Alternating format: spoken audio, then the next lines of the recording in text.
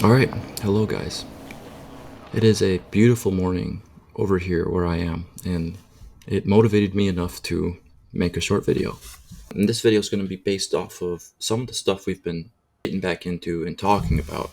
I think the first video we uploaded after the break, it had to do with social media addiction, like specifically X, which ironically I have it pulled up here, but I was posting a decent amount of content yesterday. I'll admit it.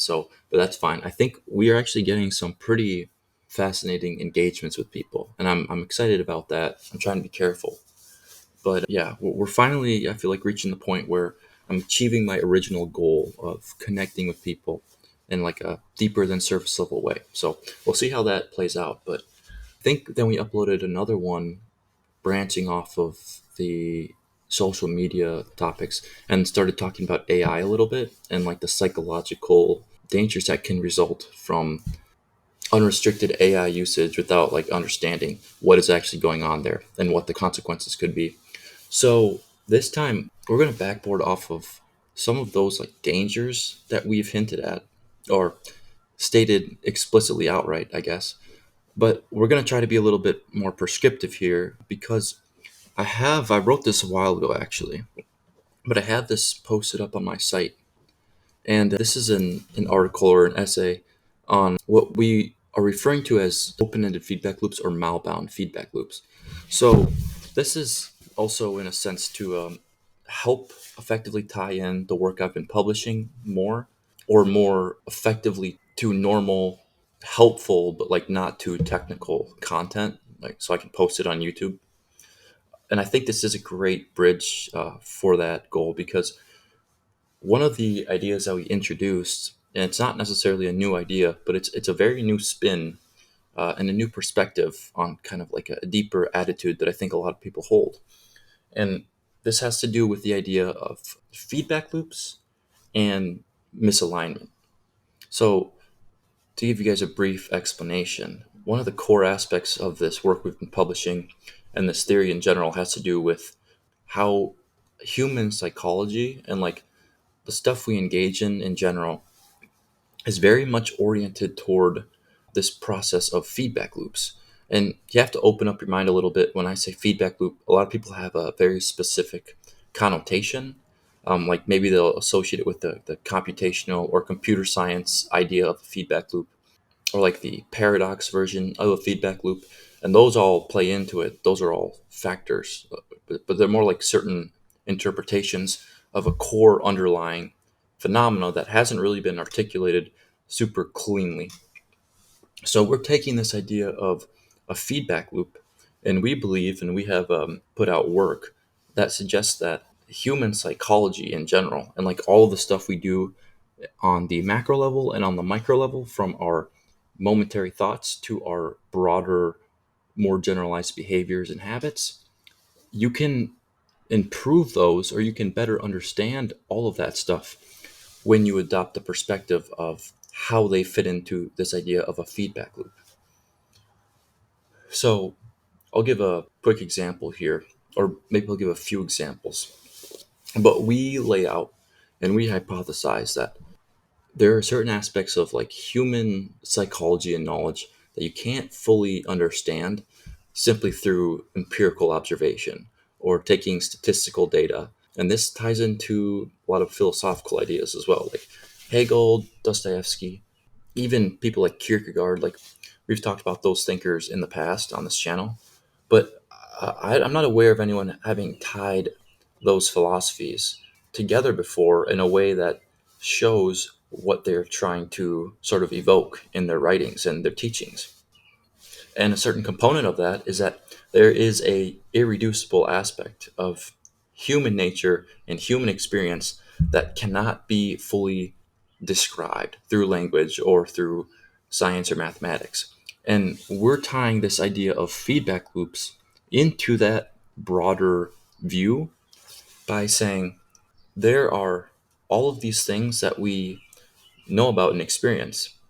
For example, the core ones, in my opinion, are things like habits and rituals and processes for engaging with ideas and experiences on a more structured yet iterative level. And then on like a broader scale, this even ties into ideas that we've talked about. Like, this is gonna sound, every time I say this I kind of cringe, but it's just so true, I can't not say it. This idea that we have of like love, and then that ties into sexual attraction.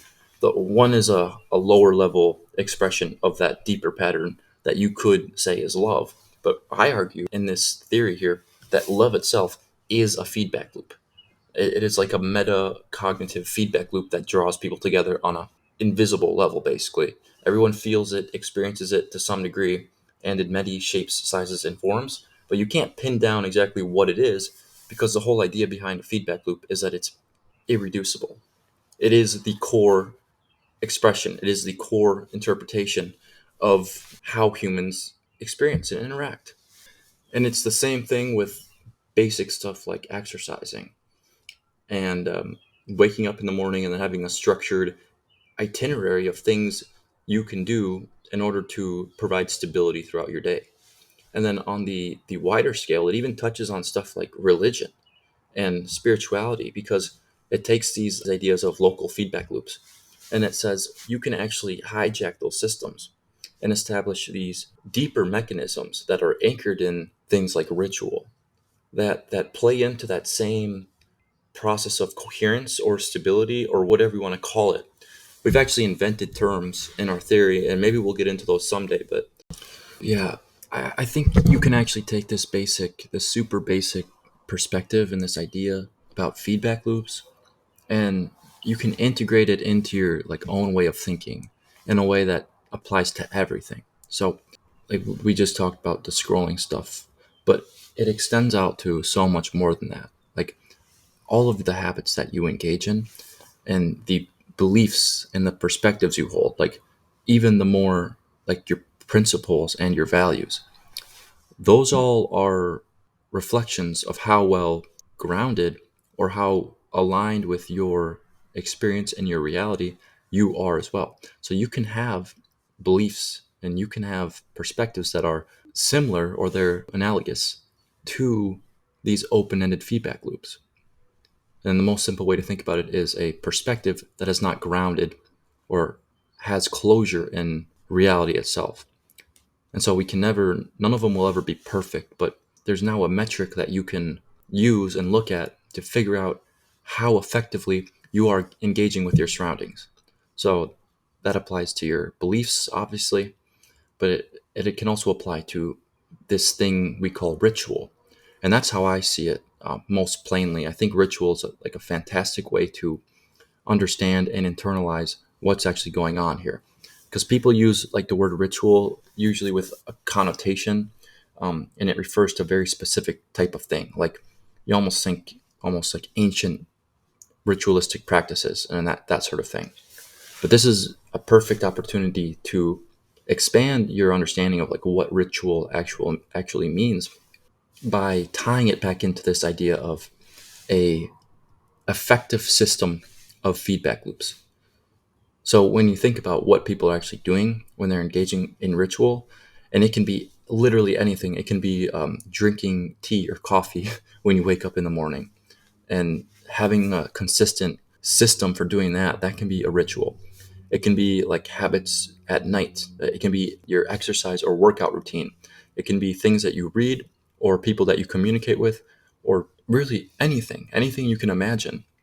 That thing is usually a more effective version of whatever you are trying to accomplish when it is anchored coherently as a ritual. So something that you have that is grounded in a structured intention, something that actually is aligned with a deeper process or a set of more rigid purposes. It gets really subjective, but all of it is necessarily subjective, and it's an internal mechanism. And no one can ever tell you, I mean, except for the obvious stuff like you should eat better, you should, exercise a little bit. No one can ever tell you when your own ritual mechanisms are misaligned.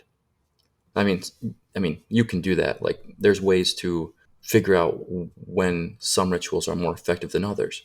But the point is, like, you having that perspective and you understanding what these processes you're engaging in actually are, how they can be more stabilizing. They can add more coherence to your life when they are grounded in an effective system. I think that changes a lot of things. And I think that is like an untapped perspective that we're so ready to have that discussion, even in things like psychiatry. When you talk about mental health and all this anxiety and depression and the stuff that the younger generation is consistently facing on an increasing basis, it's like we are missing something, or at least we're missing an attitude that could potentially help us figure these things out. And I think a big component of that is this idea of ritual feedback loops. And so this discussion, I could tie it to so many more things once I start going. Like my mind goes into so many different directions, but I want to keep it short and I want to keep it efficient for this video, just to plant that seed in your guys' head and to demonstrate how thinking in this way can actually provide like tangible benefits and intangible benefits when it starts really becoming a coherent action, and then it leaks into stuff you don't really think about, just like how you're feeling on a day-to-day basis. And then when it's structured well, it can lead into more and more better and better habits or rituals. And it's not like a religious thing necessarily. It's not like a spiritual thing. It's like a basic psychological fact, a basic psychological attitude. So you'll hear people scratch at it. You'll hear people allude towards this, but I'm saying straight out, like when you have a effective, well-grounded system of rituals that are aligned in your broader experience with reality, that changes so many things. So that's what I will leave you guys with.